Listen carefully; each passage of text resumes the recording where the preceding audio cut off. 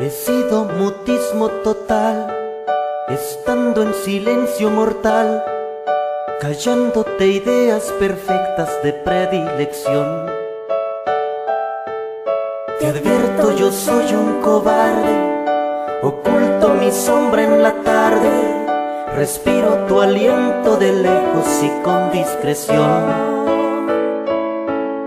Y aunque estoy seguro que no piensas nada igual,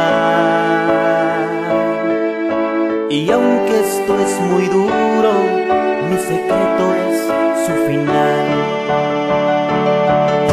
Yo quiero tenerte conmigo, no importa cuál es mi castigo. En medio de mi convicción yo te puedo jurar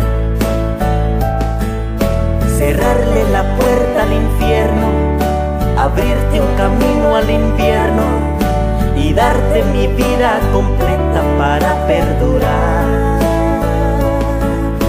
Y aunque estoy seguro que no piensas nada igual, y aunque esto es muy duro, mi secreto es su final. ¿Y qué puedo hacer? Y quimera, eres sueño incontrolable, la ficción de esta novela. ¿Y qué debo hacer?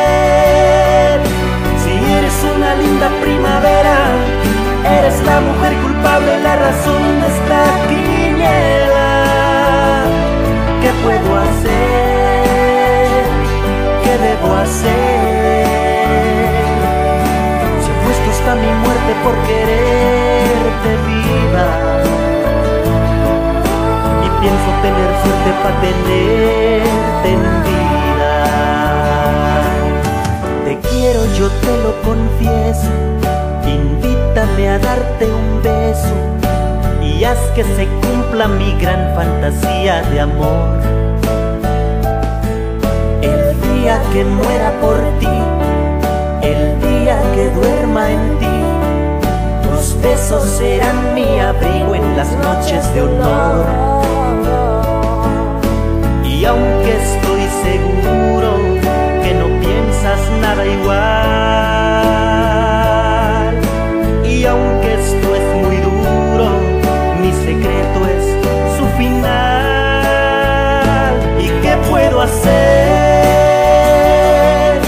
Si eres utopía y quimera, eres sueño incontrolable, la ficción de esta novela. ¿Y qué debo hacer? Si eres una linda primavera, eres la mujer culpable, la razón de esta quiniela. ¿Y qué puedo hacer?